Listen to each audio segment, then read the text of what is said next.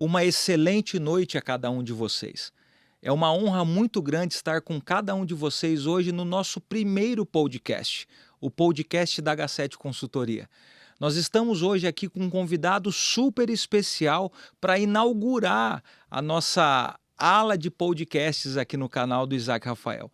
E nesse dia tão especial, a presença dessa ilustre pessoa não poderia faltar. Ele é mestre em psicologia, formado em administração de empresas, já foi frentista e hoje vai estar entregando para nós um pouco da história dele. Se você quer saber um pouco mais sobre essa história maravilhosa do mestre Donegá, e se você quer entender as aberturas e nuances que nós vamos trazer aqui hoje, que vai fortalecer você como profissional, continua com a gente, que eu tenho certeza que você vai sair daqui hoje cheio de conhecimento e cheio de alegria, que vai ser um papo muito gostoso, muito leve e especial. Um abraço e até depois da vinheta.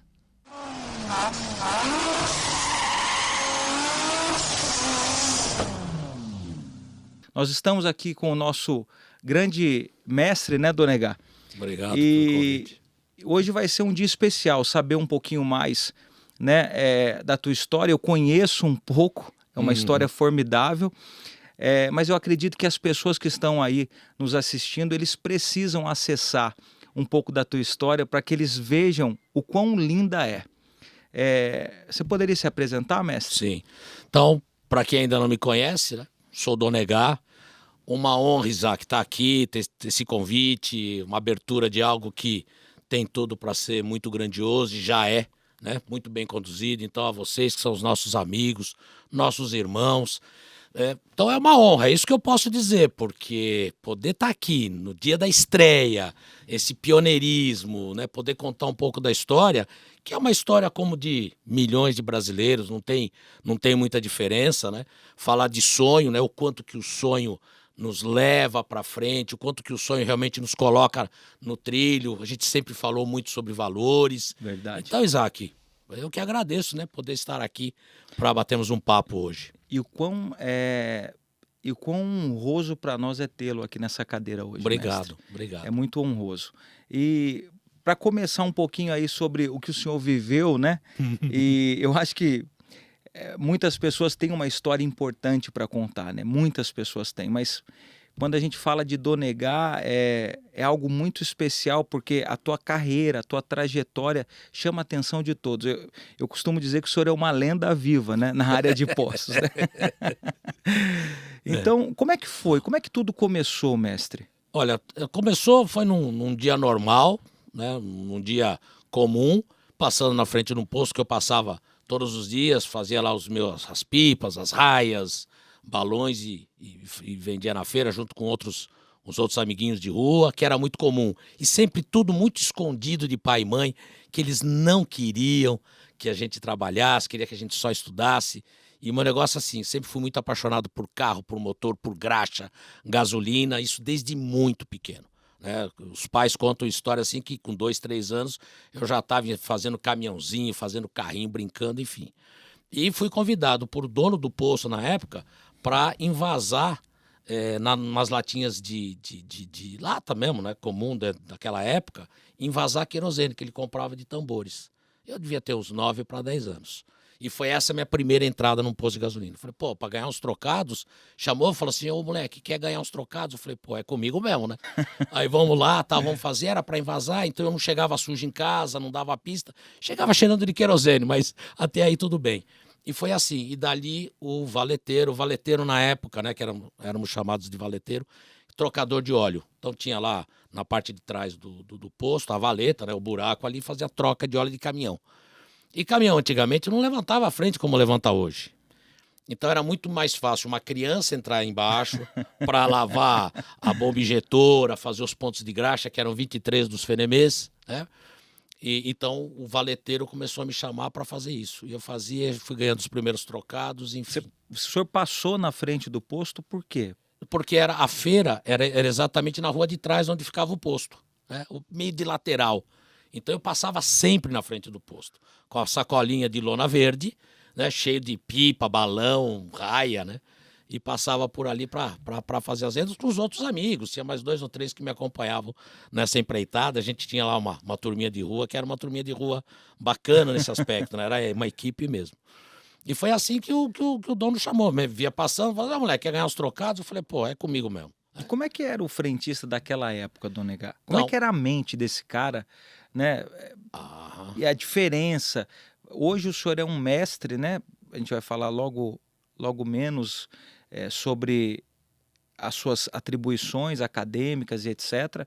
sim, Mas o senhor hoje treina pessoas pela Petrobras. isto. E nessa época o senhor ainda era um menino, mas eu sei que o senhor já percebia as coisas, mesmo sendo um menino. Uhum. E como é que era a percepção que o senhor tinha aos 9 anos, quando o senhor olhava ali o frentista e as características que ele trazia em nível de mentalidade mesmo? Então, uma mentalidade sempre muito apequenada, muito apequenada, né? Tomar cuidado na hora de definir, que eram pessoas sensacionais, espetaculares, todos, essa equipe que convivi mais de 16 anos da minha vida com boa parte deles, né? Com poucas idas e vindas de pessoas, mas que eles falavam assim: moleque, o que você está fazendo aqui? Isso aqui não é vida para ninguém, a gente não deu certo em nada, é por isso que a gente virou frentista. E eles se submetiam a ficar lá mesmo Se não sub- gostando, é isso, Mesmo não mestre? gostando. E eles a maior parte deles eram analfabetos, mas analfabetos mesmo. Nós estamos falando de quantos anos atrás, Isso mestre? daí foi, a primeira incursão foi em 1967, 67, né? 67 para 1968 foram as primeiras sacadas, e juntar tudo isso. E que foram pessoas sensacionais. Devo muito a eles, né? Um dos supervisores lá do posto Ceará foi não vou dizer um segundo pai, mas quase isso, né? Teve muita paciência, ensinou muito, me ajudou a esconder essas minhas idas no posto, que era todo dia, né? Poder deixar o macacão guardadinho lá, poder ter a minha escova com a pasta para poder tirar bem a graxa dos dedos e tal. Porque realmente os meus pais não queriam que eu trabalhasse, né? Queria que eu só estudasse, né? Claro que a minha origem é uma origem de família muito simples, como da maioria dos brasileiros, né? Então, não tem novidade nenhuma, né? E eles me ajudaram muito. E o Ceará, que era o supervisor, ele sabia do meu sonho, porque já desde os 5 anos eu queria ser professor. Não sabia do que, mas eu queria ser professor, para não fazer o que eu estava vendo os professores fazendo na sala de aula, que com 5, 6 anos já acompanhava, né? Primos, amigos, que iam para a escola e que realmente a mentalidade dos professores eram péssimas, né? Aquela coisa de palmatória, de castigo, aquilo me ofendia muito. Então eu queria ser professor.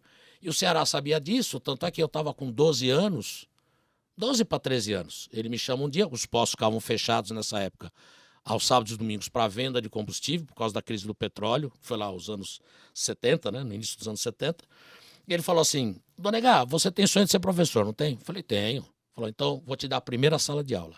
Ele e mais 3 amigos frentistas, que eram analfabetos, todo sábado, das 9 da manhã ao meio-dia, eu dava aulas de alfabetização para ele.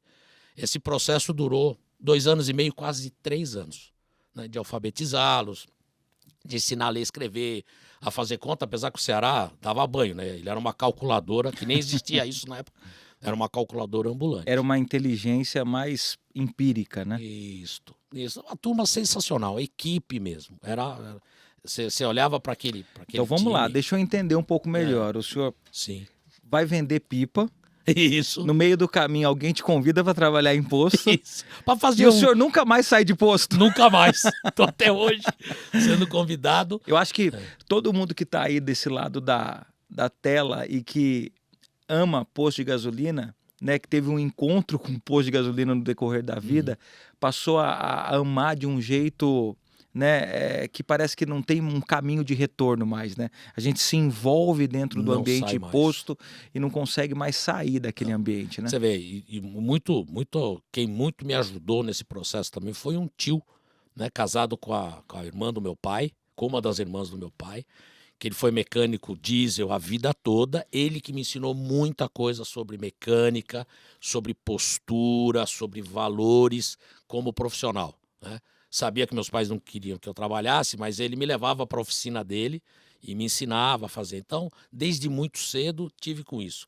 E fiquei em posto, a gente foi desenvolvendo vários trabalhos, tudo. E é claro, chegou um momento de que fiz faculdade, né? Terminei o curso de psicologia, fui trabalhar, aí saí de posto, mas isso depois de Então, 16 o anos. menino, então, que sonhava em ser professor aos 9 anos, Isso, se tornou professor. sim. Em 1984. E uma Estou coisa, fazendo agora 40 anos. aos 12 anos o senhor deu aula para os frentistas. Isso. Dentro do posto, no Dentro do final de posto. semana. Isso. Fantástico. E como é que foi essa experiência Ah, né, que ainda um menino, uma criança, dando aula para um adulto que o senhor mencionou no começo que era um analfabeto, eles não tinham isso. estudo, o pessoal do posto que o senhor ia fazer o bico, né? Isso. E o senhor, eles conseguiram aprender, eles Sim, conseguiram... Opa! E a felicidade, você imagina assim, de você chegar assim numa das aulas, depois de 2 anos e meio, um dos frentistas veio com um livrinho, esses livros de bolso. A obra era O Alienista. Ele estava lendo O Alienista. você E eu tá falei brincando. assim, cara, que coisa mais linda, né? Porque literatura, né? Essas literaturas que hoje você conversa com a turma, né? Machado de Assis, né? Scrignoli Toné, ninguém nem sabe de quem a gente está falando, né? Sim. E ele lá falou, eu achei isso daqui num sebo, que era muito comum nas feiras, na entrada das Muito bom. feiras, tinha o pessoal que esticava uma lona e ali tinham discos, tinham livros, gibis, né, histórias em quadrinhos que você trocava.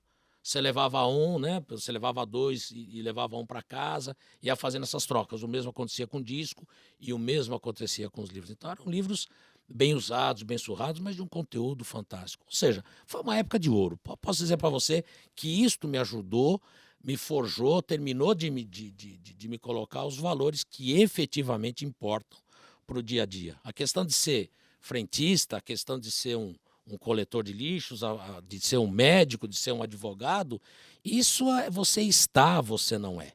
Então, eu estou professor, eu estou instrutor e consultor da BR já desde 2005. Então, eu não sou. Né? A gente é mais do que estar. Sim. E é isso eu aprendi desde muito pequeno, né? com essa equipe, né? No nosso dia a dia de trabalho, que me ensinaram isso, né? Eles me chutavam para dentro do vestiário para eu estudar. Falavam, lá vai estudar, deixa que a gente segura as pontas aqui na pista. Né? Final de semana que não podia vender combustível, a gente podia trocar óleo. E a gente arrepiava de trocar óleo. Era 40, 50, 60 carros. Meu pai nunca entendia por que ele nunca pagava pela troca de óleo, né? Porque eu falava, não, o cara falava assim, não, espera, depois a hora certa, faz aqui uma caderneta e tal. Então, quantas trocas de óleos que ele não pagou, e ele até hoje não sabe como eles eram gentis, né? de fazer. Ou seja, são assim, coisas brilhantes, poucas pessoas sabem, inclusive, dessa história. Né? Você tem me acompanhado já há alguns anos, você já conhece. Mas poucas pessoas compartilharam com isso, né? Meu tio Aníbal, infelizmente falecido, esse foi também um grande ajudador de tudo isso, né? Então é isso, história é igual como da maioria dos que estão assistindo, a maioria das pessoas que vocês conhecem, essa história, a história de querer. Agora, tem um ponto que as pessoas sempre me perguntam, que é o que faz com que as pessoas conquistem, não importa o quê. É uma coisa chamada sonho, mas não é o sonho, né, de estar nanando, é o sonho de olho aberto, que é quando você estabelece, eu quero ser professor, não importa do quê. Você tem um foco. Então, tudo que tiver de maldade em volta, que te tira do foco, você recusa. Fantástico. Você recusa. Então, E tem muitas distrações, né, mestre? Muitas. Infelizmente. Ainda mais para uma criança, né? Ainda com 12 anos na época, imagina quantas distrações, e o senhor optar em ensinar. Eu tenho uma pergunta. Sim. Quando o senhor começou a ensinar, o senhor disse que quando o senhor iniciou o trabalho lá, eles eram pessoas com uma mente meio fechada. Isto. Quando o senhor começou a ensiná-los, eles começaram a perceber coisas novas, tanto que entraram até no modelo de leitura, né? Começaram a ler livros. Isso. A mente melhorou, mestre? Muito.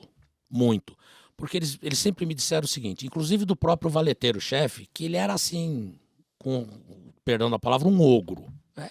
Muito estúpido, muito ríspido, tratava a gente na base da pancada mesmo, dava soquinhos na cabeça, né? Os croquinhos na cabeça, era uma coisa muito agressiva. Até ele começou a mudar o comportamento. Por quê? Porque apareceu um cara, Donegá, que dizia o seguinte: isso daqui que a gente faz é muito legal, é muito bacana, a gente serve, a gente atende, a gente preenche necessidades. Fantástico. Dizer que não tem futuro, eu estou estudando, estou podendo ensiná-los o período de alfabetização fez toda a diferença, né? Porque eles começaram a ver o seguinte: ser frentista é uma honra, e essa foi a grande, no meu entendimento, com essa turma, nos anos 70, século passado, foi a grande virada, quando eles viram o seguinte: o quão nobre é cada profissão, não importa o título que tenha. E hoje é difícil, muitas vezes, a gente estar na capacitação de mostrar isso para eles, ser um lubrificador, ser um frentista, que a gente nem chama mais de frentista, né? Só por usos e costumes, que é uma profissão extremamente nobre como qualquer outra. É uma profissão, é o que faz levar dinheiro para casa todo dia, é o que te engrandece, é o que te mantém vivo, é o que te mantém aceso.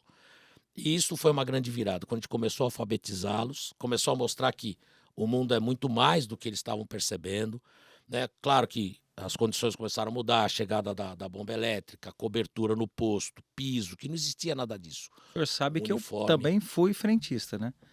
E uma das partes que mais me tocou, quando eu tinha 19 anos e me tornei frentista, e aos 19 me tornei gerente.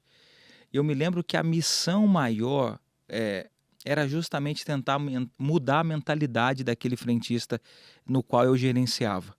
Okay. Eles tinham, às vezes, uma mentalidade, como o senhor falou, inicialmente fechada, inicialmente desacreditada das coisas.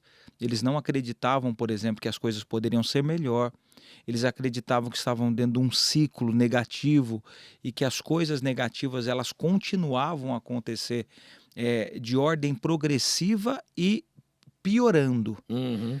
E quando eu comecei a mostrá-los que existiam caminhos diferentes, que existiam percepções diferentes dentro desses caminhos, eu comecei a notar que houve uma reação, eu posso dizer até orgânica desses caras. Claro. Eles começaram a agir internamente diante das mesmas condições que aconteciam anteriormente e houve uma mudança de destino. Me lembro que pessoas, mestre, que não tinham casa, compraram casa, pessoas que não tinham carta e que tinham uma mentalidade assim: eu vou comprar o meu carro, mas não se preocupavam com a carta. E eu lembro que eu ensinava a eles: olha, você vai comprar o teu carro, vem aqui primeiro, tira a carta. Tira a carta, porque quando chegar o comando, você não vai ter aquele frio na barriga, né? É isso.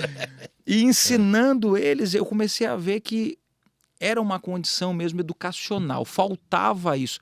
Houve alguma ruptura dentro do sistema de ensino dessa criança, desse jovem, que culminou naquele ponto. E como gestor, eu acho que a gente tem um papel, né, de professor, não é, mestre? Sem dúvida, é o exemplo.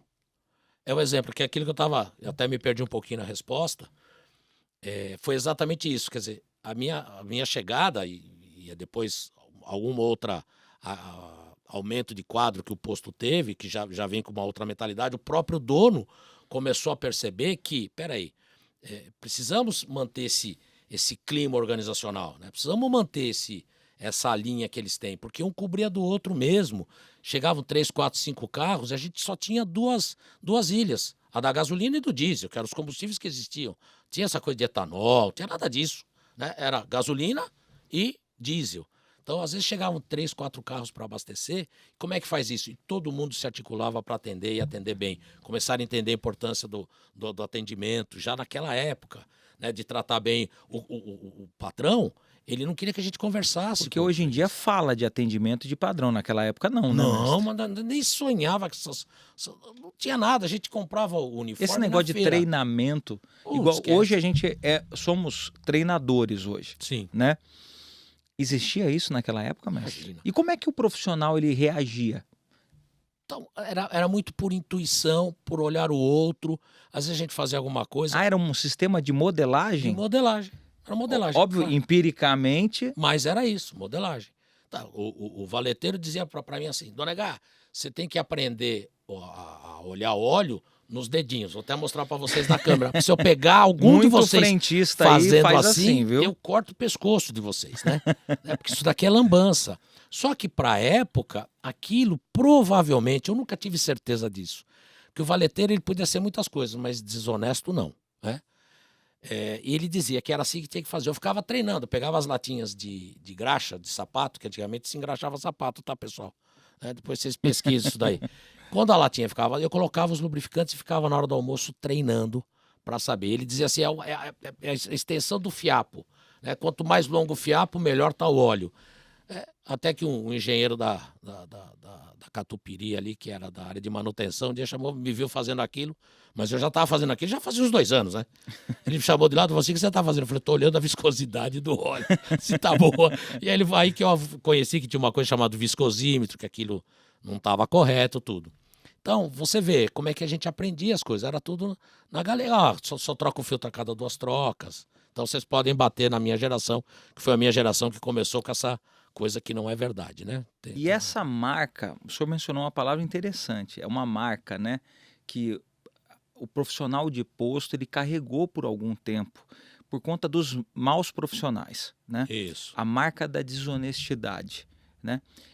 O profissional de posto que está aí, do lado daí da tela, né, nos assistindo, com certeza você já vivenciou um momento em que o dono do carro, né, a dona do carro, às vezes duvidou da tua honestidade, né, questionou a tua abordagem ali por conta do mal profissional. Isso acontecia desde aquela época? Já desde aquela época já tinha alguns disso, mas não era como é hoje, né? Que realmente a gente tinha um atendimento, nem sempre um bom atendimento, mas era muito de ingenuidade mesmo. A gente não tinha as malícias que hoje a gente encontra, infelizmente, abundantemente no mercado, né? A gente era bastante ingênuo para essas coisas, a gente não pensava em maldade, assim, não tinha, né? A gente fazia do dedinho porque era. E como é que a gente ajuda esse profissional? A gente sabe que existe uma proliferação de pessoas mal intencionadas dentro do mercado. Sim. Pessoas que vão se instalando ali, né, no dia a dia do posto e que acabam queimando o filme, vamos dizer abertamente, Isso. do profissional bom, do profissional correto, que Isso. são a maioria, e a gente sabe disso. E esse profissional correto, a maioria dos frentistas que são corretos, como que a gente pode ajudá-los, mestre, a blindar o dia a dia deles de uma maneira eficaz, sabe? Com conhecimento e com aproximação humana. O que eu estou chamando de aproximação humana? Não adianta, Isaac, somente nos preocuparmos com conhecimento. O que é uma viscosidade, qual é a composição de uma gasolina aditivada, o que é uma gasolina premium, né? Isso é importante, isto é, mas só conhecimento não dá conta. Né? Até porque o mal intencionado tem conhecimento também. Exatamente, né? Exatamente. Então, primeira coisa. Às vezes até mais do que o bem intencionado. Às vezes até da gente, porque nós estamos sempre um passo atrás, né? A gente está sempre um passo atrás. Quando você fala assim, poxa, mas o cara trocou a maquininha no posto, quer dizer, quando que você vai sonhar que alguém troca a maquininha de cobrança do posto? Né? Porque alguém fez, ou seja, estamos sempre um passo atrás. Verdade. Mas tem um conhecimento. O grande conhecimento que a gente precisa começar a valorizar pela aproximação humana é o que é chamado de conhecimento tácito, que é o conhecimento que todos nós temos e entregamos. Então, esse conhecimento ele é tão valioso quanto o conhecimento acadêmico, quanto o conhecimento científico. E é isto que eu imagino que seja o resgate para esses bons profissionais. A hora que nós, na função de gestores, por exemplo, a gente resgata o tácito. Ou seja, todo o teu conhecimento alcançado por décadas e décadas de existência, isso tem um enorme valor. Sim, às vezes não é percebido, né? Então, que é muito difícil de se mensurar, que é o conhecimento tácito. O explícito está aí na internet, está em livros, está nas mídias, enfim, está disponível, né? Está domínio público. O tácito não. O seu tácito percebido por você, Isaac, é muito menor do que efetivamente ele é. Quer dizer, ou seja, imagina é a camada oculta, né? Imagina um iceberg, né? Aquela grande bloco de gelo. O que o Isaac percebe de conhecimento dele, Isaac, é só a pontinha do iceberg que está em cima da lâmina d'água. Mas só que tem um universo lá embaixo. Né? Esse universo é desconhecido pela maioria de nós. A gente não consegue até mensurar. Então, é parte do gestor, junto com os funcionários, junto com os colaboradores, resgatar isso. E é isto que começa a trazer no frentista um sentimento de orgulho e de honra com a profissão que ele tem. E eu acho que se a gente também conectar a transparência, a clareza ao conhecimento, acabou, né? Acabou. Você consegue transferir para o cliente a segurança necessária para que ele consuma com o frentista que está abordando, não é isso? É porque cria um vínculo chamado vínculo de confiança. Sem Exatamente. esse vínculo de confiança, pode esquecer. Você pode ter o maior conhecimento do mundo, você pode ser o cara mais honesto do mundo, mas se o cliente não perceber isso em você, ele não fará nada. Ou seja, se você é frentista, seja transparente. Não adianta você transferir somente o conhecimento ou a habilidade, ou até mesmo a atitude, né? Não Isso. adianta só isso. Você tem que mostrar transparência em cada abordagem que você está trazendo ali para o cliente. Então, se você está mostrando, por exemplo, como é que está o fluido de arrefecimento dele, convide-o para ir lá olhar, mostra, né, o fluido. Se você está mostrando, por exemplo, que a troca de óleo está vencida, mostra os benefícios, o porquê do vencimento. Não seja um profissional que ganha pela pressão, que é o que está acontecendo, né, mestre? Isso. O profissional que é mal intencionado, ele transita a venda através do modelo de pressão. Ele joga para o cliente uma responsabilidade que às vezes é distinta da realidade. Por exemplo, ele fala que o produto, o carro não pode sair do posto, né? Coloca um terror no cliente. Isso. E aí o cliente, ele troca por medo. Ele não troca porque confiou, que é o que o senhor está Isso. mencionando. Então, Né? claro que esse trabalho, o empresariado, de uma forma geral, precisa compreender esse processo, não ficar no processo imediato do resultado no curtíssimo prazo, né? Então, acho que nesse canal que você está abrindo hoje, Isaac, teremos muitas oportunidades para a gente poder discorrer com um pouco mais de detalhes para vocês, né? De vocês também poderem escrever para esse canal, poder trazer as dúvidas, a gente responde de bastidor sem problema nenhum. Sim. Por quê? Porque essa é a profissão. O legado que a gente quer deixar é um legado de conhecimento. É um legado de uma parte de habilidades. Porque habilidade a gente tem 3 grandes condições. Não é só habilidade no sentido de saber manusear. Essa é uma habilidade. Agora, tem a habilidade humana que qualquer pessoa precisa ter. E Habilidade é tão humana. difícil, né, de encontrar hoje em dia. É. É mais fácil você encontrar uma habilidade voltada para o cunho profissional e tangível, né, real, do Isso. que você conseguir encontrar habilidade humana. Porque saber parafusar, desparafusar, trocar um líquido, fazer isso daí é uma habilidade? É uma habilidade. Mas só ela não dá conta, né? Você tem que ter habilidade humana. E uma terceira, que esta eu vejo que está sendo transformadora. Veja o seu trabalho, Isaac, sendo transformador, quando se pensa em termos de habilidade, nessa terceira condição, que é a condição do conceitual, né? do atitudinal, do pensar, do visualizar, do ser transformador de vida.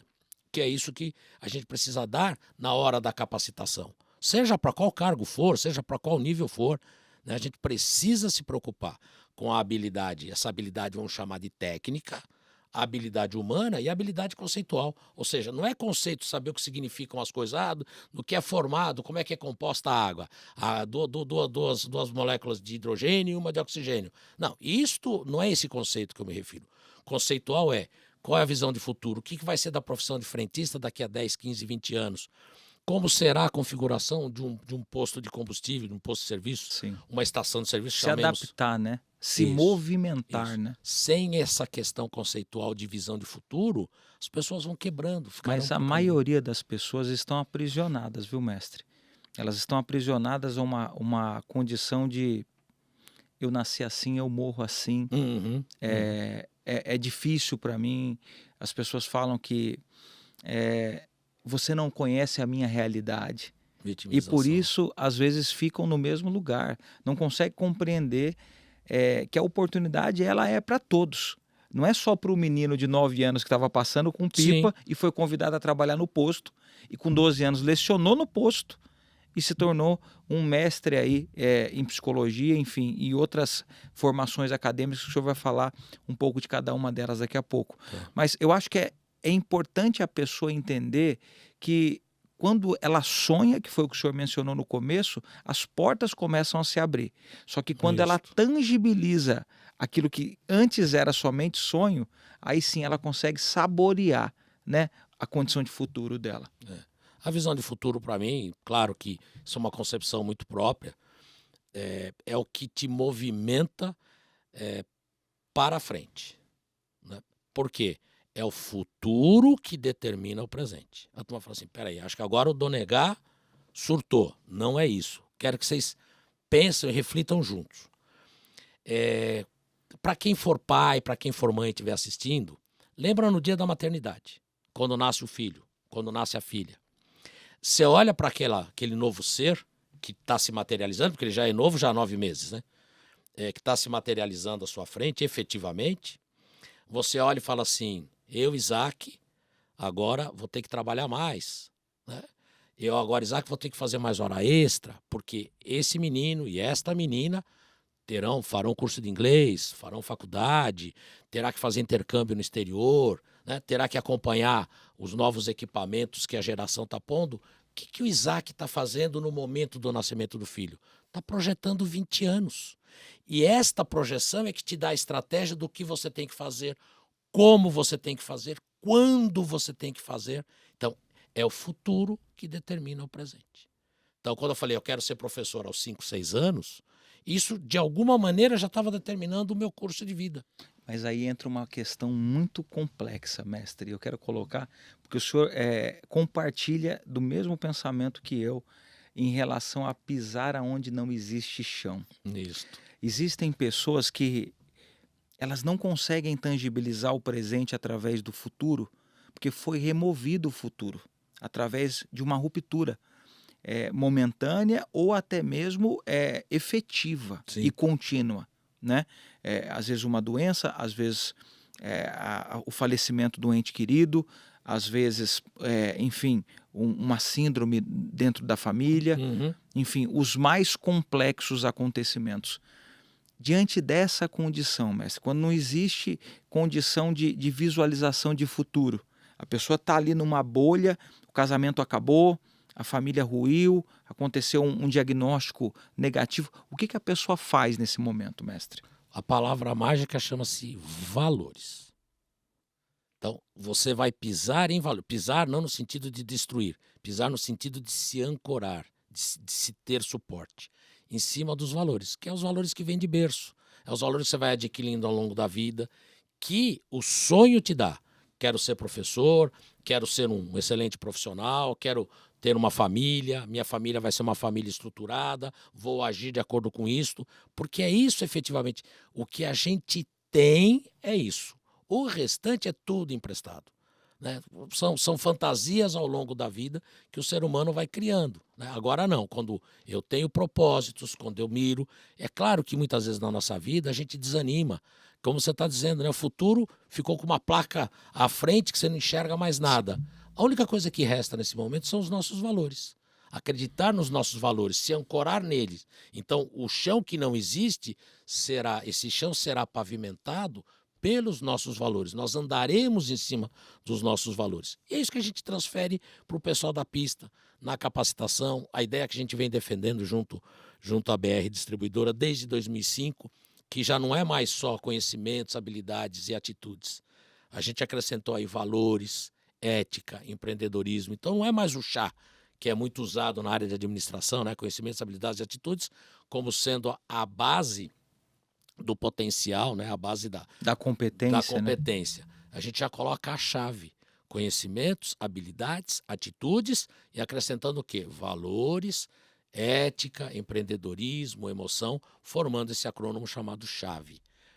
Que podemos destrinchar um pouco mais, você conhece um pouco dessa visão. É fantástico isso. Então, são visões que a gente tá levando às pessoas que se interessam, né, de compartilhar.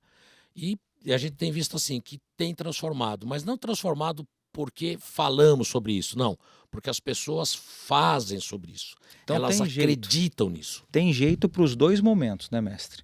Tem jeito para aquela pessoa que está com a vida organizada e que visualiza o futuro, que está com a criança para nascer, que está com a vida financeira em ordem, o casamento está tudo certo. Ela visiona o futuro e ancora os passos de acordo com isso. E também tem jeito para aquela pessoa que se perdeu. Sim. que entrou em dívida, aquela pessoa que teve uma ruptura conjugal, que teve um problema sentimental, enfim, passou por um processo às vezes de doença, de prejuízo, enfim, em várias áreas. Essa pessoa também pode, consolidando o futuro, dando um passo de cada vez sobre os valores. Exatamente. Ou seja, vivendo um dia de cada vez com calma, até que a plataforma de futuro se construa. Então, coloque dentro da tua mente. Se você está aí, você fala assim, Isaac, o meu mundo ruiu, não tem mais o que fazer. Eu estou vivendo o pior momento da minha vida. Continue caminhando. Você não vai caminhar com uma mentalidade de futuro porque você não está conseguindo enxergar ele. Mas você vai caminhar com uma mentalidade de um passo por vez. E a âncora desse passo vai ser cada valor que você carrega. A tua honestidade, a tua dignidade, a tua honra, a honra que você carrega sobre, às vezes, alguém que cuidou de você, um pai, uma mãe, uma avó, uma bisavó, enfim, um amigo, uma amiga, uma família. Você vai se apoiar àquilo que você acredita que é correto. E você vai continuar até que o chão se reestruture e você consiga seguir firme na sua nova trajetória. Eu passei por isso, viu, Donegá? Sim. Eu tive uma época em 2020 que houve uma ruptura financeira tão grande por conta do que aconteceu na pandemia na minha vida, que eu não consegui enxergar futuro. Na verdade, o meu coração desfaleceu e eu acreditava que tudo ia desmoronar. Uhum. Eu até pensei em dar fim na própria vida. O meu pensamento foi para esse caminho, porque eu me culpava muito por ter errado. Então, eu falava, poxa, como é que eu cheguei até aqui e como é que eu trafeguei com tantos acertos e decidi errar? Porque eu me culpava pelos erros. Então, eu sabia que eu tinha acertado muitas coisas para ter chegado no nível que eu cheguei, mas eu me culpava por ter errado dentro do nível que eu me encontrava. E quando aconteceu aquilo, eu me lembro que eu falei, eu vou continuar. Só que eu vou continuar um passo por vez. A única coisa que eu pensava era, eu preciso pagar as contas. Então eu parei de desfrutar, eu parei de aproveitar, eu deixei tudo de lado. Tirei na época relógio, corrente de ouro que tinha, guardei tudo e falei, olha, agora eu vou somente focar em reestruturar minha vida. E eu comecei. Foram ali quase um ano ali de muita dificuldade, mas eu vi as coisas se reestruturando. Então, essa pessoa que está aí do outro lado e fala assim, Isaac, fala, Donegá, eu estou numa situação hoje que eu não acredito que tenha futuro. Continue caminhando, continue firme que você vai chegar onde você tem que chegar. Se o seu casamento não está indo bem, se o seu dinheiro não está como você esperava, você pode ter certeza que no tempo certo as coisas vão se acomodar. Só que não desista, não desfaleça. Continue batendo as flechas no chão. Existe uma passagem que no dia que eu indaguei até a Deus, porque eu estava passando, eu abri e caiu justamente nisso.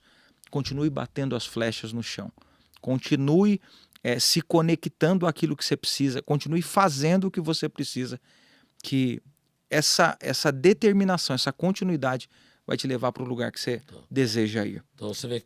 O senhor passou por algo semelhante também, não passou, Sim, mestre? a gente, ao longo da vida, né, montei uma empresa em 2004, né? É tão importante falar isso, mestre. E é claro que em algum momento, por uma questão de sociedade, teve ali uns desacordos, né, em que o sócio levou os recursos da empresa. E a gente teve que bancar com todo esse endividamento da empresa para que as coisas ficassem. A gente carrega muito disso. Isso até o senhor hoje. tinha quantos anos, professor? Eu já estava com 45, 46 anos. Olha como é importante o Voltamos senhor zero. falar. Porque a pessoa, imagina, construir tudo que o senhor construiu e com 45 anos levar um tombo. Sim. Foi um tombo. Voltamos para estaca zero. Levou o tombo e foi difícil, não tenho dúvida, né? Porque houve também com o senhor essa autoculpa? Com certeza. Como é que eu não percebi o encaminhamento do sócio para isso? Né? Porque a primeira coisa que acontece é isso. A gente começa a se culpar, né? É isso mesmo. Como que provavelmente alguns que estão nos assistindo aí devem ter passado por isso. Por isso que eu falo, as nossas histórias, a minha história é igual a de tantos milhões de outros, não tem? Né? O que muitas vezes muda? Que é o que você acabou de dizer. Quando aconteceu com você, você disse, eu vou reestruturar minha vida, já estabeleceu o marco no futuro. E quando a gente fala de futuro, não está falando de 20 anos. Pô, futuro nos próximos 30 dias, nos próximos 60, Um passo 90. de cada vez. Um passo de cada vez. O que me restou? Eu não tinha dinheiro nem para tomar cafezinho. Né? O que me restou aqui? Os valores, aquilo que eu trouxe do meu pai e da minha mãe e da minha vida social, né? De uma forma geral. Todos os valores construídos. É a coisa que sobrou. Né? E graças a Deus que sobrou isso. Né? Então, é um passo de cada vez pisando em cima disso, me ancorando em cima disso, né? Dando suporte. E isso vai levando, vai levando. Aí, claro, que a gente vai reestruturando, vai administrando todo o endividamento, né? Novas oportunidades de atividade profissional vão surgindo, mesmo de atividades sociais vão aparecendo e as coisas vão se reposicionando. Claro, com muito sofrimento, com muita dor. E o ser humano cresce no sofrimento e na dor, não tem jeito. E as coisas vão, como muitos de vocês. O que não pode, e isso a gente tenta transferir nesses cursos de capacitação, no dia a dia lá na pista do posto, no gerenciamento, com os gestores dos postos, com os revendedores, que isso que a gente está falando não é romantismo barato.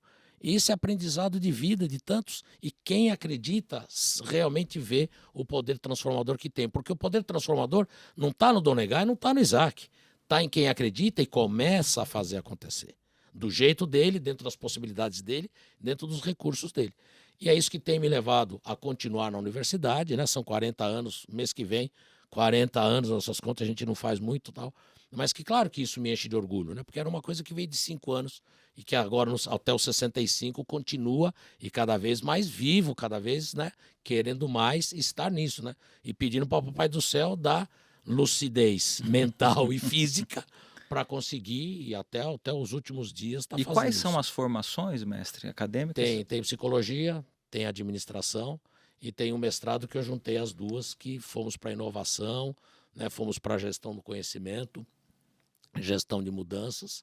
Então essa foi E me conta um pouco agora sobre essa nova incursão do senhor num programa de cuidado ao Clube do Flamengo Juvenil de Guarulhos. Então, foi uma oportunidade que surgiu em julho, agosto do ano passado, em que a universidade foi procurada por essa agremiação para preparar os meninos do Sub-20 para disputar a copinha, né, mexer com mentalidade, deixá-los mais focados para o que realmente interessa e até a gente entender o que realmente interessa, né, o aspecto da cidadania. E lidamos com todas os subs, desde sub-8 que o Flamengo tem, e fomos até o sub-20, quer dizer, lidamos com todos, né? Você teve a oportunidade de conversar com o pessoal do sub-20. Foi né? fantástico, né? Uma experiência maravilhosa. E a gente vê a consolidação deles enquanto homens, né? A pressão toda que a família exerce em cima do atleta, que muitas vezes a família está em condição muito precária e deposita naquele atleta toda a esperança de uma mudança de vida, pelo que a gente vê no futebol e tal, né? Mas que a vida não funciona desse jeito, né? São raros os que realmente, daquele grupo de 200, 300, 400 crianças, realmente conseguirá furar esse bloqueio. Então é muito difícil enfrentar essa realidade. Então a gente foi trabalhando isso. Claro que contei com 14 outros profissionais, a gente põe entre aspas porque são estagiários, né? Eram alunos de 10º semestre do curso de psicologia que pegaram este projeto, mas pegaram com muita força. Eles fizeram desse projeto a razão de vida deles durante 4 meses e meio. E tem um deles que ainda não abandonou, continua no clube, que eu estou achando assim excelente, né?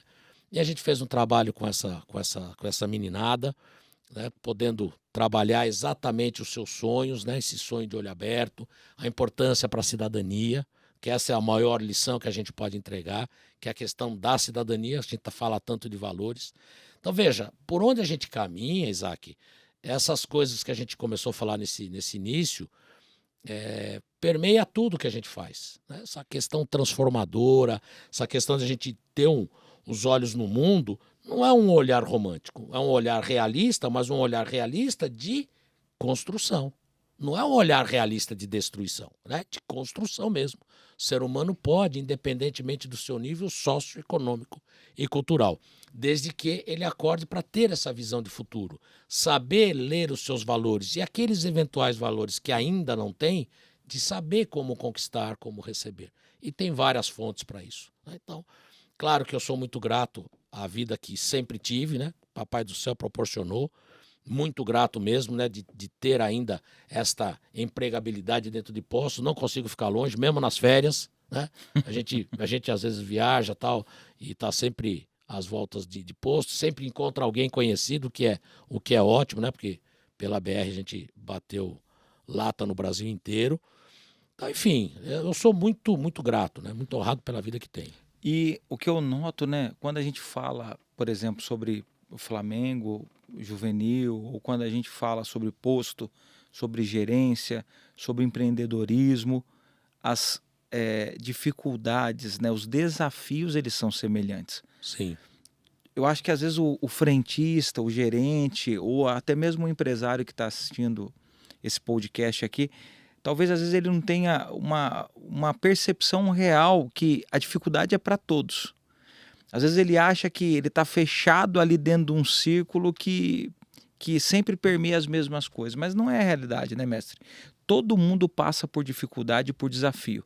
Agora, o importante é como que ele lida com cada uma dessas coisas. Imagina esses jovens, né, passando por uma pressão dessa, pressão familiar, pressão social e etc., e tendo que saber lidar com isso e atuar com consciência em campo. Olha que interessante isso. O jovem que está lá trabalhando na parte de futebol, por exemplo, ele lida com toda a pressão externa ao gramado, e dentro do gramado ele tem que saber atuar com consciência e inteligência. E muitas das vezes dentro do posto de gasolina nós notamos que a pressão externa, seja da família, seja financeira, enfim, essa pressão traz para o cara justamente uma ausência de capacidade de atuação, eu vou dizer ok, dentro do segmento. Quantas são as pessoas que a gente entra, que na hora que a gente entra dentro do posto para ser atendido, o cara está de mente ausente e corpo presente. Isso. Justamente porque não conseguiu lidar com a pressão externa.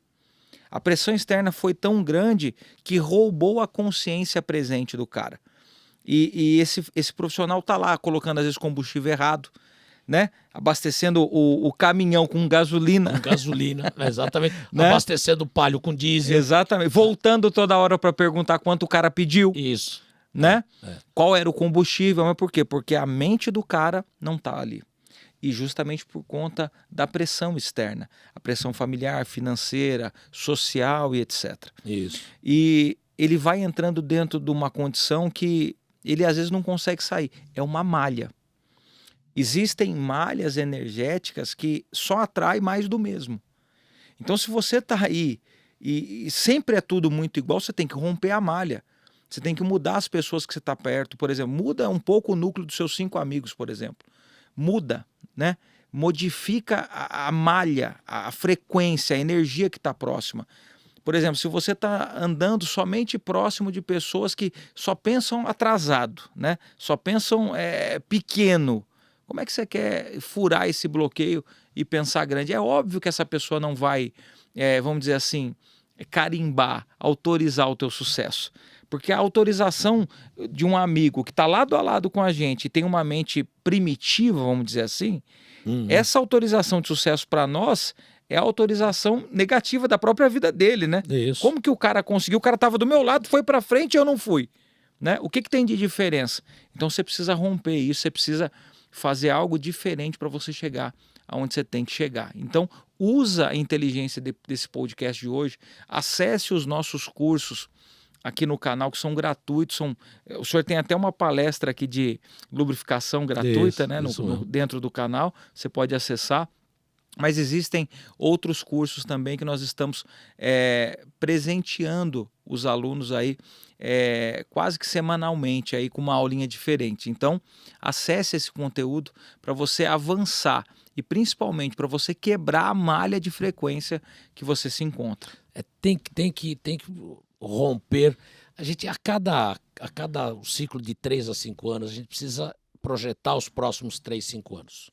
Claro que as coisas vão mudando, a gente tem que fazer acertos, mas a gente tem que estar sempre estabelecendo os nossos marcos futuros, que são eles que vão determinar o que, como, quando, de que jeito a gente anda no presente, né?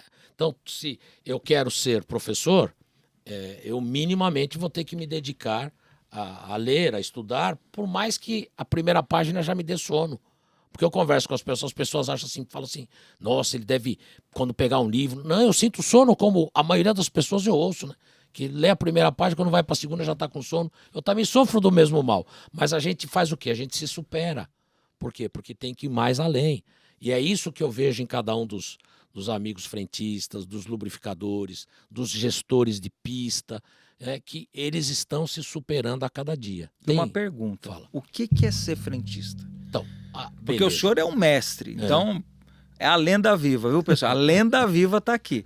Um dos criadores do programa Capacidade Máxima da Petrobras, o treinador ativo ainda do time Petrobras, né, em campo, aí em várias cidades. O que é ser frentista, mestre? Quando o cara que quer se ingressar hoje no mercado, ele precisa entender o que se espera de um frentista e o que é ser um frentista. Tentar assim ser uma linguagem mais simples, não simplória, simples. Primeiro, precisa gostar de gente. Precisa gostar de carro. Né? Dessas duas coisas, porque elas estarão no seu dia a dia, ou no mínimo 8 horas por dia. Hoje em dia precisa gostar de venda também, né? Só que era aí que eu ia chegar. Quando eu gosto de pessoas e gosto de carros, o que eu faço ali? Eu não sou um frentista mais no sentido lato da palavra. Aquele cidadão que ficava na frente da bomba esperando o cliente chegar. O cliente chegava, ele não podia conversar, não era nem chamado de cliente, era chamado de freguês. Então a gente não podia conversar com o freguês, a gente abastecia o carro, né, e recebia o numerário, ou era em cheque ou era em dinheiro, a maioria pagava em dinheiro, mas a gente não podia conversar. Por que a gente começou a se chamar de frentista? Exatamente por isso, que a gente ficava na frente da bomba, parecendo um manequim, parecendo uma estátua, e nós não tínhamos nenhuma ação mais proativa ou ativa. Nem precisa ser proativa, mas ativa. A gente a gente reagia. Né? A gente reagia ao estímulo que o cliente ou o freguês trazia na época. Então, isso era ser frentista lá nos anos 60, nos anos 70. Já na metade dos anos... Mas tem gente que é assim ainda então, hoje, viu? Infelizmente. Ainda está no mecanismo dos anos 60, então. Isso. Aquele que... Então, o frentista que fala assim, eu só abasteço. Não, esse é o mecanismo dos anos 60? Esse é dos anos 60. Esse daí começou a sua extinção em 1974, 75. Tá.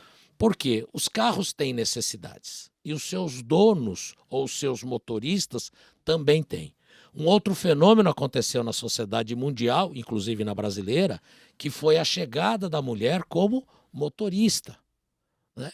Proprietária de veículo, que também tem necessidades, né? Que também tem, e são outras, não dá para comparar. E essa transformação nos fez ser muito mais do que frentistas, sermos vendedores, técnicos, olha o que eu estou dizendo, vendedores, uma condição. Técnico, segunda condição de pista. Por que técnico? Cada vez que eu abro um capô e vou olhar o nível de óleo, vou olhar o líquido de arrefecimento, enfim, vou olhar toda aquela condição de fluido de freio, etc. ali na frente, eu preciso ter minimamente algum conhecimento técnico para saber o que está acontecendo ou não com aquele veículo. Ponto 1. Ponto 2, no meu atendimento, tem que sentir a necessidade daquela profissional ou daquela motorista, automobilista que está à minha frente, né, está muito apressada, né, não quer ser enganada porque o marido ou alguém está dizendo que cuidado com o frentista, que eles enganam. Eu preciso ter essa leitura. Então hoje nós temos que ser ativos e proativos, mas com consciência. Percepção então da realidade. Percepção, leitura do cliente. Então dizer assim que é frentista aquele que não deu certo para nada, isso a gente precisava extinguir do nosso vocabulário diário de posto, começando por ali. A gestão tem duas importantes formas de se administrar, em conjunto, simultâneas, que é tanto a parte administrativa quanto a parte operacional. E tem uma terceira, que é a humanas. Então, todo e qualquer gestor de posto, de pista principalmente, precisa se preocupar com as três. Não só a cooperação, né? Aquela fogueira que forma todo dia na atividade do posto. Ele precisa se dedicar a olhar quem está num bom dia, quem não está num bom dia, quem está fazendo um atendimento mais ausente, né? Corpo presente, mente ausente, faz parte dele. O clima envolvendo a pista, quem está dando as costas para o cliente que está entrando. Né? Então, o frentista, ele precisa também entender como é que funciona a mente do gerente Sim. para justamente ele conseguir encontrar as conexões. Porque às vezes o frentista ele está passando ali por uma, vamos dizer assim, uma percepção diferente em relação ao que o gerente está entregando para ele. Uhum. Por que o gerente está trazendo essa conexão de observação do momento dele? E quanto que a gente encontra isso no dia a dia, Exatamente. né? Gerente atuando de um lado, frentista atuando do outro e o lubrificador de outro. Quer dizer, exatamente. É o mesmo time, cada um chutando para um gol diferente. Né? Então, esse tem sido o nosso trabalho no dia a dia e um grande desafio poder juntar isto. Né? Por isso que o grande cuidado, quando fala do futuro, né? Todo mundo preocupado, o carro elétrico está vindo aí. Claro, o carro elétrico está aí. E o que vai ser desse negócio de carro elétrico? Então, o carro elétrico vai ser mais um item de mobilidade urbana. O frentista se encaixa ainda Com dentro... certeza. Porque muitos profissionais de posto estão preocupados com isso, né? Sim. Ele se encaixa então essa migração de função do frentista dos anos 60 para o frentista atual, que é um frentista mais posicional diante de tudo, também faz parte da migração do próprio mercado para o cenário elétrico, por exemplo, né? Isso. Porque o cara ele passa a ser um frentista atendente, né? Ele cuida ali do cara e traz soluções ali pro carro. Boa. Né? Você falou a palavra mágica. Então você me perguntou o que é ser frentista. Ele é um entregador de soluções. Não importa se eu estou diante de um veículo híbrido, se eu estou diante de um veículo a combustão interna simplesmente, se eu estou diante de um veículo elétrico. Isso é uma condição intermediária só. Ela não é uma condição final. Né? Então, o frentista hoje ele é um entregador de soluções. Entrou um carro elétrico, esse carro elétrico tem pneu, precisa ser calibrado, né? Tem uma suspensão, né? Tem um condutor. Sim. Enfim, que tem necessidades ali. Esse é o primeiro ponto. O carro elétrico vai ser mais um item. O que eu faço com combustão interna e com os híbridos? Hoje a gente vê assim, a proliferação dos híbridos tem crescido em progressão quase geométrica. Para os próximos 30 anos, o híbrido, né, que eu entendo como sendo realmente o futuro da mobilidade urbana, está muito mais ligado ao híbrido do que somente o elétrico, como todo mundo fala. Né? Eu preciso do híbrido, eu tenho mais autonomia. Né? Hoje a tecnologia dos lubrificantes tem sido uma coisa assim fantástica. Né? O pessoal evapora a base, pega essas partículas na evaporação, condensa e cria uma base sintética altamente pura e quase nada poluente. Sim. Imagina os motores, cada vez você diminuindo mais ainda o atrito entre as peças móveis lá dentro. Ou seja, os combustíveis, né? A gente tem combustíveis fantásticos, né? Combustíveis premium, né? da marca, claro que... E eu acho que a autonomia também aumentou demais dos carros de hoje em dia, né? Muito. Você pega um carro 1.0 hoje, o cara, um bom motorista ali que anda devagarinho, consegue fazer 17, 18. Às vezes até mais. Às vezes até mais. Então, poxa, ainda cada quando vez coloca mais. o híbrido, você estende ainda a autonomia. Sem perder muito potência, mas você estende a autonomia. Então, veja, Isaac, a gente tem... a turma fala da preocupação com os carros que estão chegando. A preocupação maior é como eu, profissional, vou me posicionar nos tempos atuais. Não existe essa coisa que eu escuto muito e que realmente eu falo, esquece isso do teu vocabulário, porque na minha época, não tem a minha época é hoje, 2024, século XXI. Isso para todos nós, a minha época é hoje. E o que tem a minha época? Tem híbrido, tem combustão interna e tem os elétricos chegando. Aprender a lidar com o momento. É isso. Eu acho que tem muita gente que vive exatamente nesse hemisfério. Ele não consegue modificar com facilidade. A gente está num momento da humanidade que tudo é muito rápido. É tão dinâmico as coisas. E se essa pessoa não consegue captar o dinamismo social nosso, ela vai conseguir pouco daquilo que ela merece. Então ela precisa se conectar à dinâmica atual, à realidade atual, e ela precisa também aprender o hábito de merecer aquilo que o mundo está entregando. Porque quando ela fica com uma mentalidade dentro da parte passada dela, ela não acessa a ordem de merecimento do presente. É isso. Né? E quantas são as pessoas que quando você fala assim, e aí, você tem tal coisa, você já acessou tal coisa, você fez tal coisa? Não, isso não é para mim. Mexer com carro elétrico não é para mim, ordem de merecimento. Mexer com esse tipo de coisa não é para mim. Isso aí é para o meu filho, isso aí é para o meu neto, isso aí é para fulano. Não existe isso. Então, eu acho que uma das condições hoje para nós, que somos professores aí desse mundo de posto de gasolina, é incutir na mente desses profissionais que eles sim são merecedores de tudo que está acontecendo.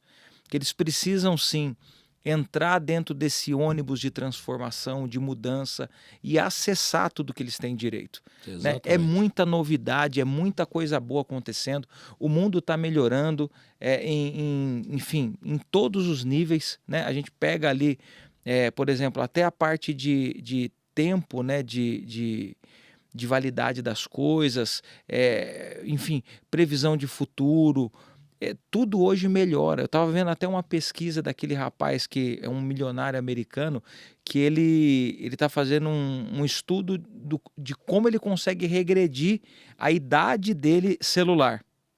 Ele está ali com seus 50 e poucos anos e agora ele conseguiu romper e diminuir a idade celular dele para 20 anos de idade.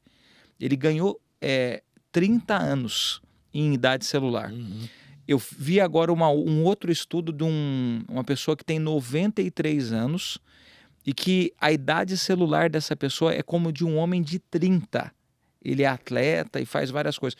Olha o quanto esse mundo novo traz acessos positivos em todos os níveis. Só que precisa ter uma coisa, ordem de merecimento. E mentalidade. Exatamente. Isso. Então, uma das coisas que eu quero te questionar, Mércio, o senhor acha hoje que os profissionais, isso no âmbito geral, eles têm essa ordem de merecimento? Eles acreditam que tudo isso é para eles? Será uma generalização que a gente precisa tomar cuidado.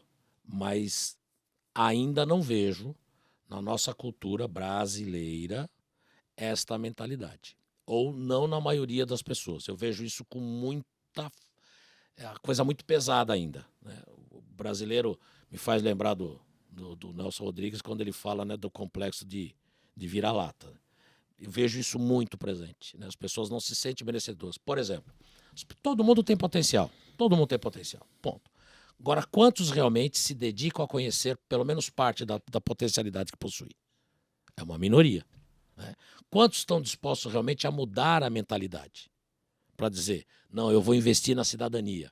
Então eu não vou mais trafegar pelo acostamento. Por mais que esse trânsito da volta da praia, eu já esteja aqui há 8 horas, mas eu não trafegarei pelo acostamento, porque isso tira a vantagem do que está na minha frente. Porque a hora que eu embicar lá, eu vou retardar todo mundo que eu deixei para trás. E vou estar feliz e contente.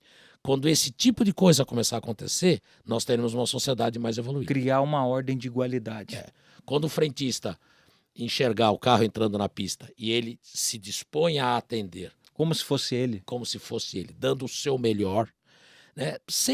Não, minha função, meu trabalho é esse daqui. Eu vou dar o meu melhor. Sem nenhum porquê, né, Sem mestre? nenhum porquê. É simplesmente porque é a minha profissão. Exatamente. É o que eu estou fazendo. Eu acho que o que falta é isso. É tirar os porquês e fazer o melhor que pode dentro daquilo que a pessoa tem. E com isso, a gestão... eu falo muito da gestão porque hoje eu vejo um grande gap, né? Porque a gente trabalha muito na base, né? Frentista, lubrificador, e muita gente trabalha no topo.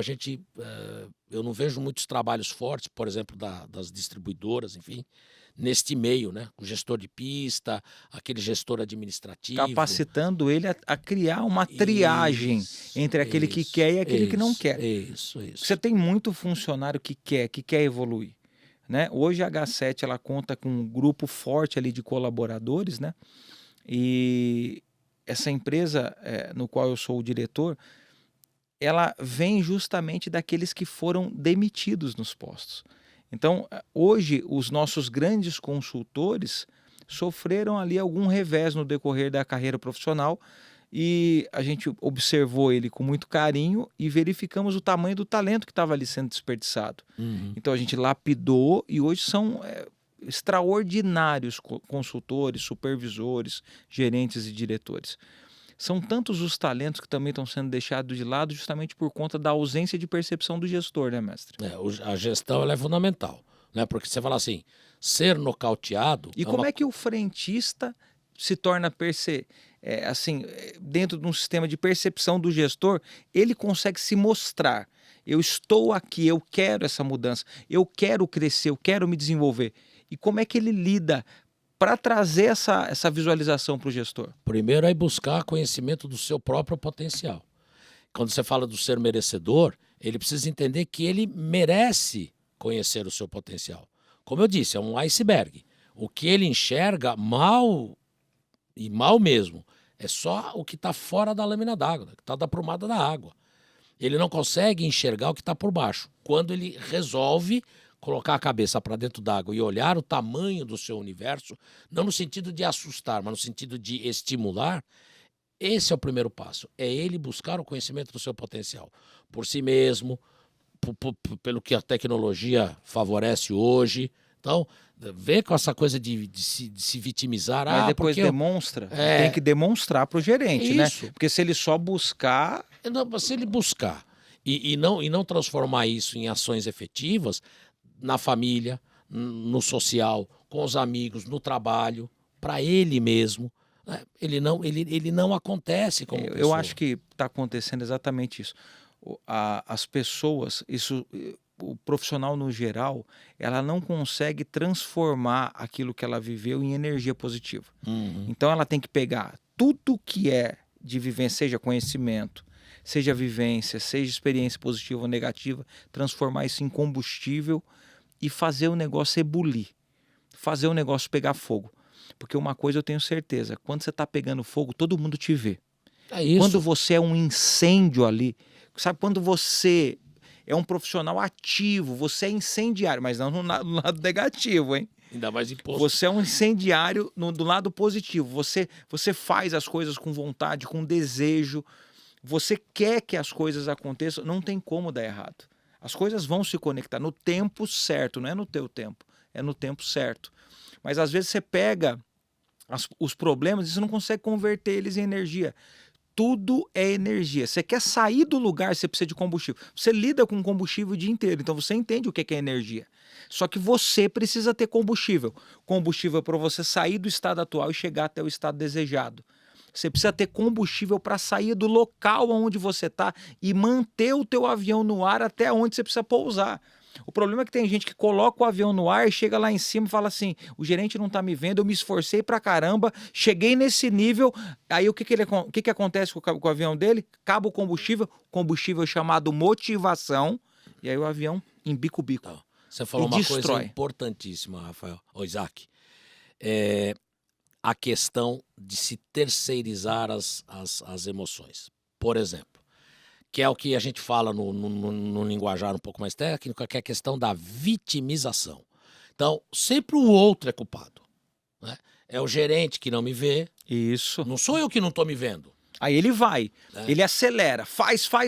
Vamos dizer, faz uma semana, 2, 3, o avião está subindo. Isso. Ele está com combustível. Só que ele não aprendeu uma coisa. O que gasta combustível é o levante do avião. Ali gasta combustível. Depois que ele botou no céu, o combustível reduz o nível de consumo. Então ele vai e coloca toda a força, só que ele não deixa nem um pouco de combustível para ele chegar.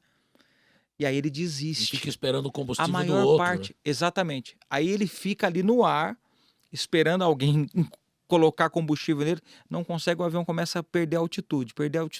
Aí você vai vendo a flutuação de humor, né, nos frentistas, perda de altitude. Isso. Mentalidade de inferioridade, enfim. Isso. Olhando do outro. Quantos não são aqueles frentistas que ficam olhando o outro? Ah, mas ele tem, eu não tenho. Ah, mas ele tem 20 anos, eu tenho 30 e eu não consegui ainda. E ele já tem algo. Enfim, percepções distintas da realidade. Tá Ausência chegando de agora, já combustível. quer ficar na janelinha. Exatamente. Alguém que está Que querendo fazer começa, às vezes, acontecer. até função boicote, né, mestre? Sim, não, A isso com ausência de certeza. altitude por falta de combustível. Como é que a gente faz para trazer combustível para essa galera, mestre? Então, é isso que eu não consigo enxergar outras formas a não ser desse indivíduo mesmo se olhar e se identificar o seu potencial. Que o combustível está dentro de cada um de nós. O combustível é nosso, não vem de fora. Né? A gente fica esperando. Né? Eu lembro de um dos exemplos que eu vi você dando uma vez, Isaac, e que é isso mesmo, né? Você fica esperando o elogio do outro para poder se movimentar. Se não vê o elogio do outro, você deixa de fazer. O que é isso? É porque não se olha, fica esperando a aprovação do outro. Então o outro é o culpado, ou o outro é o grande herói. Então você fica esperando o herói ou o vilão, sempre do outro lado, quando as coisas estão dentro de cada um de nós. A força, a superação. Claro, você foi nocauteado na vida, eu fui, podemos ser nocauteados mais do que uma vez. Vocês que estão aqui nos assistindo também são nocauteados. Agora, ficar na lona, lá no ringue, grudado na lona, é uma decisão da pessoa. O levantar também é. E o levantar é a superação. Então, a questão é, fui para a lona, tá bom, o que eu vou fazer com isso? Né? Quando a gente é pequenininho, quando a gente é muito criancinha, a gente não tem muita força para brigar com o adulto, para brigar com quem nos está forçando a fazer coisas que eventualmente a gente não queira, ou incutindo um pensamento em nós que não é um pensamento evolutivo, dizendo, você nasceu pobre, vai morrer pobre, você nasceu sem estudo, é assim mesmo, enfim. Né? Você não tem muita força. Os tantos preconceitos que tem hoje em dia. Exato. Só que ao longo da tua vida você vai crescendo. Você tomou decisões importantes na sua vida porque você viu, agora eu tenho escolha, agora eu tenho força. Por quê? Porque se olha para dentro e para de esperar do outro que faça aquilo que eu tenho que fazer. Sérgio Vaz, ele fala algo muito interessante. Ele fala assim, prostra-te diante do espelho e terás à tua frente o teu pior inimigo. Nós somos o nosso pior inimigo. Sim. Então, o auto-boicote é o que tem sabotado muitas pessoas. E sabe o que eu acho interessante, mestre? É que, aí virando um pouco o quadro e indo para a parte do gestor, que o senhor colocou muito bem como muito importante, o frentista está lá com o avião no ar, tentando ali continuar voo para chegar no objetivo. Muitos gestores são exatamente o que remove o resto do combustível que falta. Uhum. Tem gestores que são assassinos de futuro. Eles não compreendem que eles são, às vezes, aquele avião-tanque, sabe? Que encosta do lado, coloca combustível naquele frentista que precisa continuar. Então, a mentalidade do gestor precisa modificar. E sabe que eu vivi uma coisa esses dias atrás de um gestor que não queria indicar um frentista bom para crescer com medo de perder o frentista. Uhum. E olha, ele falou, olha, mas se eu indicar, essa pessoa vai ganhar o dobro, vai ganhar mais, mas e aí eu vou perder essa pessoa. Meu resultado, né? Tirando o resto do combustível que tinha. É isso aí. Então, gestor de posto, gestor de empresa no geral, preste atenção como você tem tratado a tua equipe. Você é o avião-tanque, você é o que faz continuar o movimento energético dentro daquele outro avião que está voando. Então preste atenção em como você tem tocado o teu time, como que você tem levado esse time. A levada do bom gestor, ela inclui carinho, respeito, dedicação, entrega, percepção e principalmente, né, aquela camada que deseja o bem do outro sem desejar o bem próprio. Né? Quantas são as vezes que nós como gestores, como pessoas que empregam pessoas, entregamos sem ter. Uhum. Quantas foram as vezes que eu fiz o pagamento de todo mundo, quando chegou na meia hora eu olhei e falei, acabou de... não sobrou. Não tenho mais. É isso, mas é isso. A prioridade foi para o funcionário. Então, gestor, você, na qualidade ali daquele gestor de empresa, você precisa sim priorizar o desenvolvimento dessa equipe, porque é essa equipe que vai fazer o time, a empresa chegar do lado que precisa chegar. Ninguém consegue nada sozinho. A mentalidade coletiva precisa acontecer, né, mestre? Sim, sem dúvida. E qual é a característica do bom gestor no teu ponto de vista? Então, é isso. Esse que tem a mentalidade de empreendedor né? E vamos deixar claro, quero deixar claro para vocês, porque toda vez que a gente fala de empreendedor, todo mundo pensa em dono de empresa. Então eu quero deixar claro que ser empreendedor é ser dono de empresa, uma condição, mas também é aquele que faz acontecer. Então você pode ter um registro em carteira, ser lá um frentista, um lubrificador, um gestor de pista, um gestor de fábrica, enfim, e você fazer acontecer. Quem faz acontecer é empreendedor. Então eu não preciso montar uma empresa para ser empreendedor, eu só preciso fazer acontecer, né? Esse é ser um empreendedor. Então, colocada essa definição às claras aqui sobre a mesa, então vamos lá, legal. Quando essa visão de empreendedor, essa de gestor, por exemplo, de um gestor empreendedor, é como você disse, né? Ele é um avião-tanque. É ele quem fornece as diretrizes, que a gente poderia resumir em duas diretrizes. Uma diretriz que é focada na tarefa, então ele traz os primeiros ensinamentos, ele traz as orientações, ele traz a coordenação, e aquilo que é focado como um apoio emocional. Você está no caminho correto, é por aqui, ou seja, que faz a parte de orientação, vê o dia que o funcionário ou colaborador não está muito ali, né? Quer dizer, corpo presente e mente ausente, como você fala, Isaac. Então, essa é a função do empreendedor. O gestor empreendedor, porque eu não consigo imaginar um empreendedor que não seja gestor. Na minha opinião, no que eu já trombei ao longo aí de mais de 40 anos de profissão, de profissões, né? Eu encontro assim, a pessoa muitas vezes herdou a empresa do pai, do avô, mas ele não é empreendedor. Ele não consegue fazer do ambiente de trabalho um clima organizacional que permita o alcance de resultados e a perpetuação da empresa. Que esse é o maior objetivo de uma organização, é se perpetuar. A H7 ela tem que se perpetuar. Ah, mas e o lucro? Claro, o lucro é importante para isso, né? Mas ele não pode ser a única coisa. Sim. Né? O lucro ele é um meio, ele não é o fim. O fim qual que é? A empresa se perpetuar. Este é o fim. E só se perpetua através de propósito, de É identidade. isso. E eu vejo que hoje em dia identidade é o que tem se ausentado das pessoas, né? Sim. As pessoas têm buscado ser cópias dos outros e não têm percebido que existe uma ausência de identidade própria. E hoje eu acho que o profissional, seja ele de qualquer segmento, ele precisa começar a olhar um pouco para dentro e começar a perceber são as nuances próprias dele. Quem é ele, né? De onde ele veio, quais são as dores, as condições, os fracassos, a identidade que foi gerada nele. Eu vejo que quando a gente vai observando a nossa vida, a gente vai vendo o que foi cunhado em nós, né? Isso se chama identidade. Identidade. E às vezes a pessoa pega aquilo que foi cunhado só de uma maneira negativa. Ela não pega para extrair dessa identidade algo que previsione futuro para ela.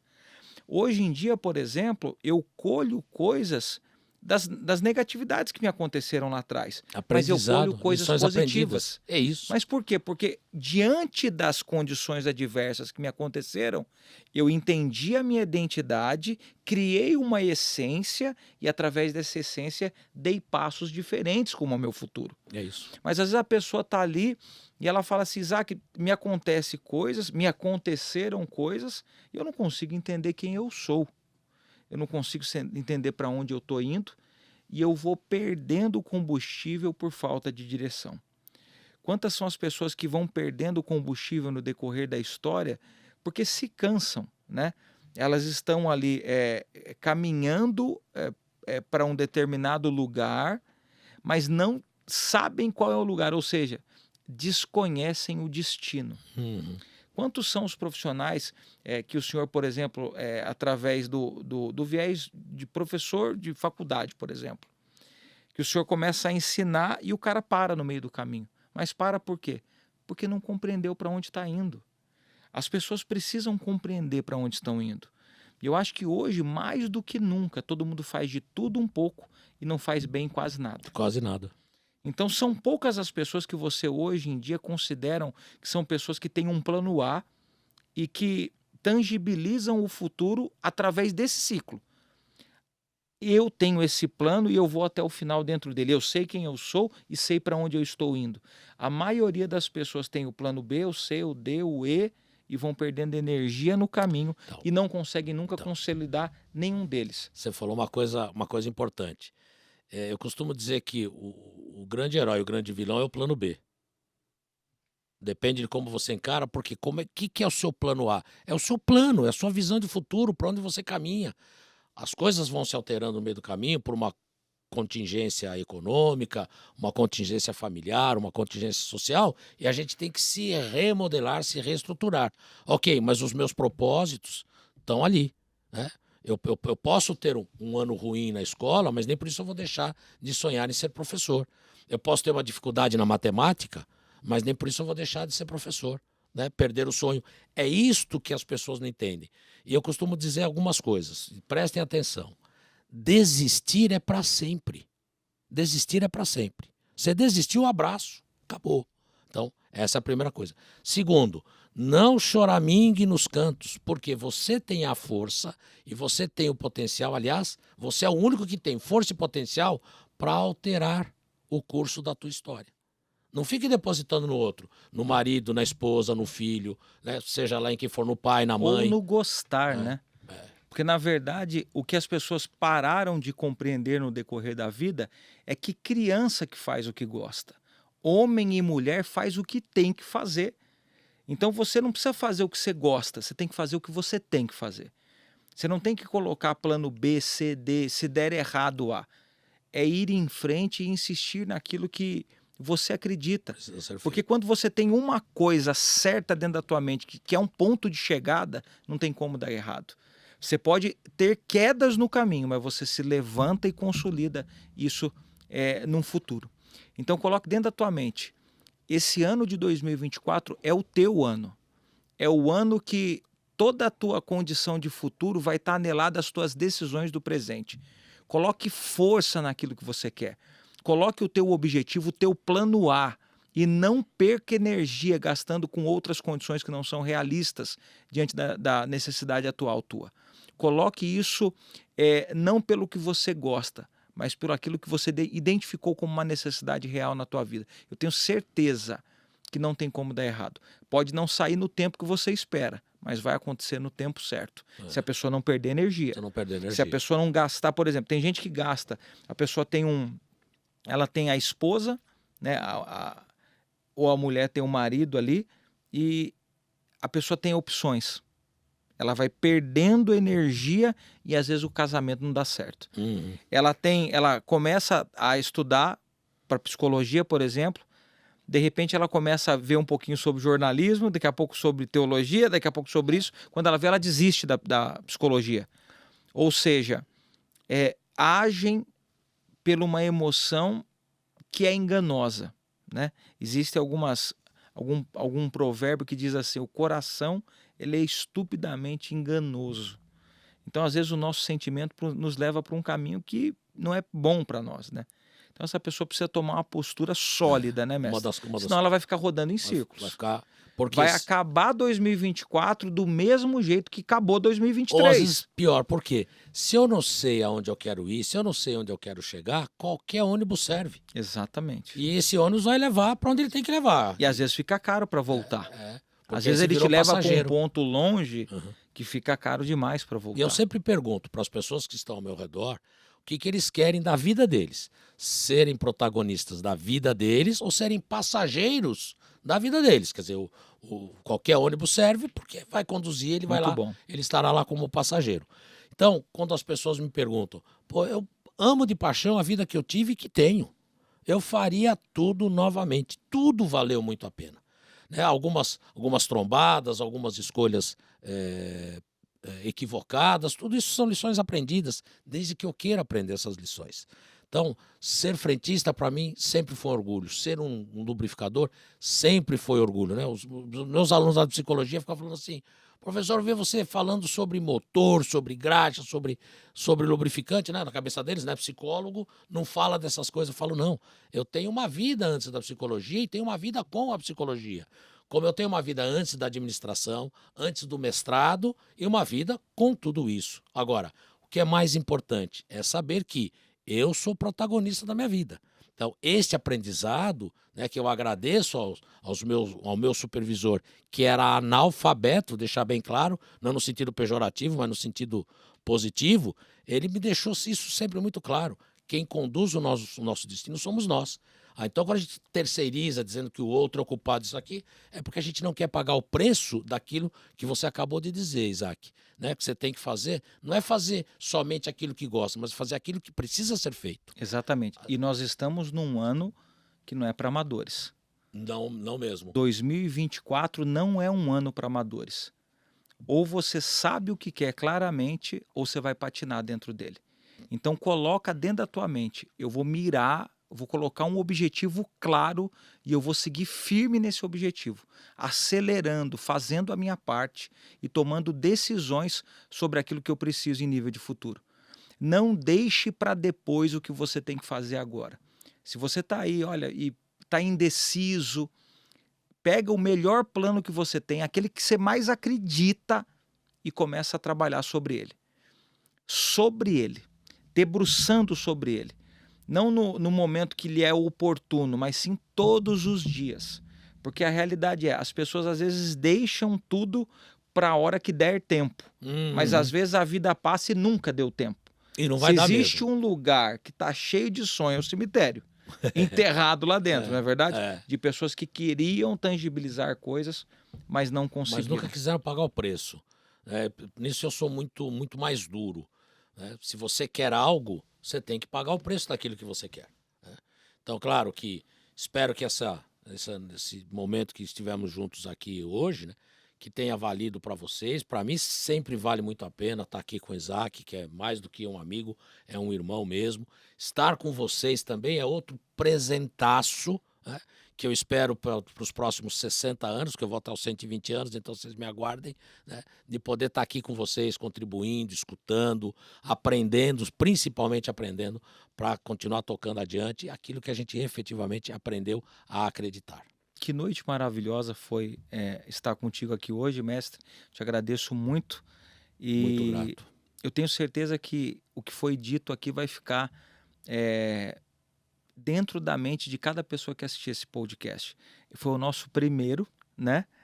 Mas eu tenho certeza que virão muitos outros que vai ajudar muita gente. Então você claro. que nos assiste agora, se inscreva no canal, compartilha esse vídeo, leva esse conhecimento para mais pessoas e principalmente acompanhe os próximos vídeos. Nós estaremos pelo menos uma vez por mês colocando aqui um podcast, mas em outras datas nós colocamos outros vídeos que vão dar suporte à tua parte profissional, pessoal, emocional e de futuro. Eu tenho uma certeza, esse ano de 2024 vai ser um ano de grande sucesso para todos nós, que estamos aqui aprendendo, que estamos cultivando o ensino e a educação.